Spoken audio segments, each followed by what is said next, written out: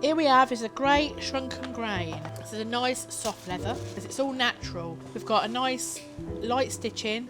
So light stitching, you should use neutral polish. And you've also got your neutral edge as well. So you take a little bit of neutral polish on your sponge and you wipe it over your shoe. Get any dust or anything off it like that. Should be easy to care for.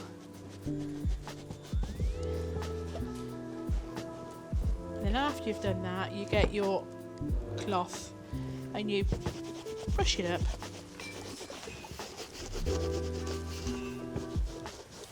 Maybe 3 to 4 days wears, and then they will look lovely again.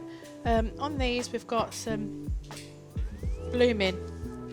All you need to do with that is get your cloth, just a little bit of polish, rub into your rubber.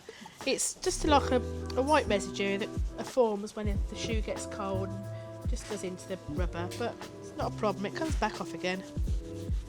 Make them nice and shiny again.